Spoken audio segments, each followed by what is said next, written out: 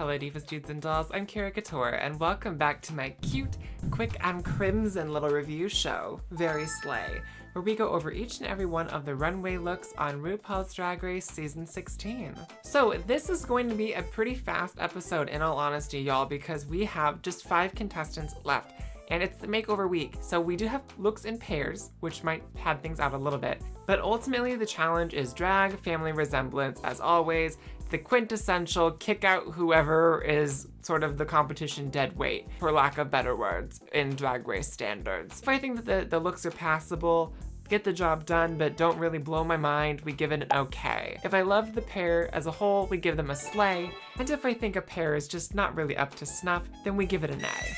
And this is all in efforts to find my weekly slay of the day, my favorite look of the episode, which will go into a post-crowning ranking video here pretty soon to determine Season 16's slay of the season. This is also going to be a pretty quick review because the UK versus the world finale one is going to be very long, so they will balance each other out in comparison. Let's go ahead and dive into these looks. Okie dokie, first up we have Q and her partner Luna. These looks I actually liked on their own individually. I actually quite enjoyed how chaotic and kind of postmodern they were to me. I really like the hair, especially on Q with the darker purple updo, I think is really fun. I think the makeup is interesting, it's a little different, a little kooky, and I liked all the pattern clashing that was going on throughout it. I really liked the coats that both of them were wearing. They were very fun colors, but I think in terms of just an overall color palette, both of these looks are really successful. What I did not really care for was the looks underneath the coats, this kind of like stretch mesh bodysuit with the red panty and bra on top of it. That really wasn't my favorite. It's again a similar silhouette to things we've seen Q wear herself across the season, where it's a panty and a top with something big voluminous on top of it. I think these are both successful looks. They're not my favorite looks that Q's worn by any means, but I still enjoy both of them quite a bit. I'm gonna give them both a slay. I think she did really good at translating this particular style, this particular aesthetic and makeup over onto her partner. Next up, we have Morphine Love Dion and her partner Latina. Now, I actually think this is one of the best looks Morphine has done, like in terms of like collective aesthetic. I love the size of this hair on her. I think it is the perfect proportion for her head. She's always mugged, always like she really is like one of the best faces we've ever had in Drag Race, just bar none. She looks incredible. Her body is right, the cut is right on this dress.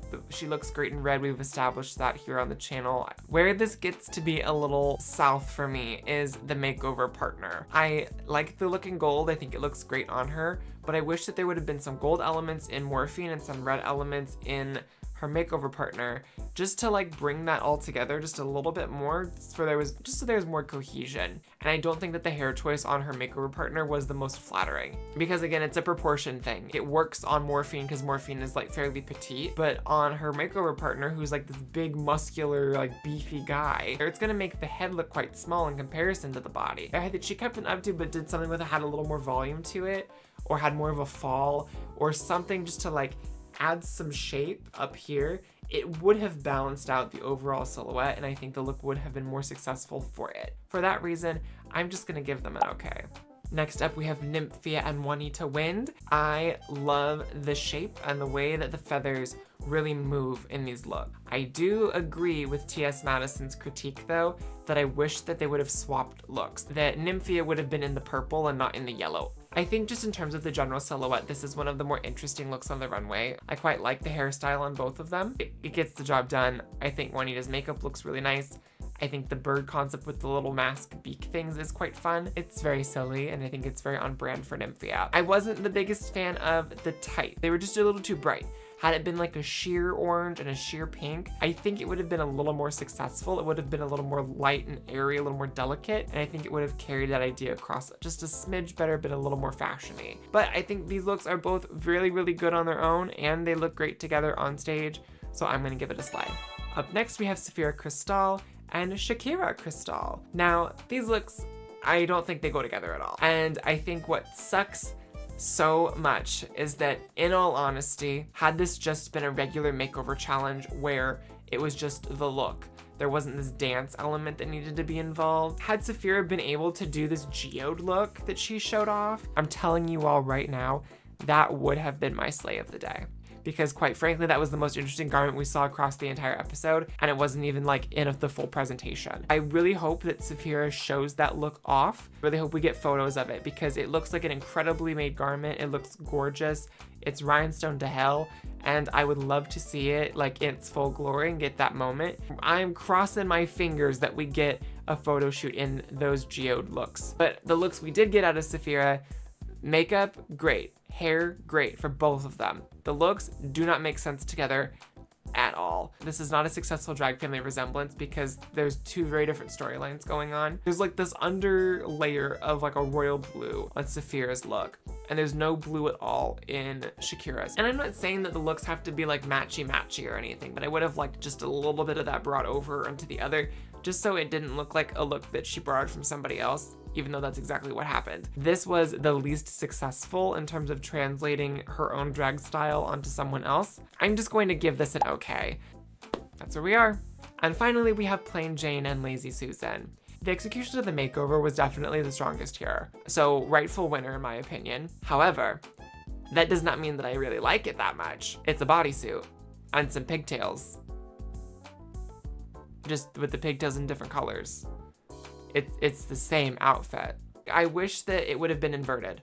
I wish if we had Plain Jane with the darker hair with the black and the yellow, I wish that Lazy Susan would have had the inverted. I wish she would have had like a yellow piece up here along the sleeves and the shoulders, and that the bodysuit would have been black with yellow piping. I just think the duality of that would have been more interesting instead of it being two versions of the exact same look presented the exact same way with a different wig. So I'm just gonna give this an okay. And now it's time to figure out my slay of the day. And while I'm not going to be giving it to Saphira's geode look, which I'm still so tempted to do, you have no idea. I think just in terms of what I personally liked out of these 5 looks and what I found the most interesting and what I think would be the most fun to draw, I'm going to give slay of the day to Q. Is it objectively the best look of the week? No. Is it the best makeover of the week? No, but this is my channel. These are my opinions. And I think out of what we got, I would have more fun drawing Q's look than I would drawing Nymphia's. The slay of the day, as much as it is my favorite look of the episode, it is at the same time which look out of these would be the one I want to draw most. And of these 5 pairs of looks, Q's takes that for me. So I'm gonna give it to her. So yeah, this is kind of like a pity slay of the day, like it's kind of a throwaway one. Oh well, here we are. It is what it is. As always, if you've enjoyed the content, be sure to like, subscribe, comment, all of those lovely things. We are getting so close to 2,000 watch hours, and we are nearing the end of the season, which means I'm sure All Stars 9 is gonna get announced before long, and we're gonna have a whole new season. We're gonna have a new crop of girls to talk about on the channel, and I can't wait. So I'm excited to see what's coming next. I'm mostly excited to see Sasha Colby's step down look. That's the big thing for me at this point. I'm very ready for this season that's twice as long as the other 3 that we've wrapped in the time this one has been airing to also end. And then we can move on to something different and new. But until I see you all again, be sure to go out there, stay kind, stay queer, and make sure that your day is very slay.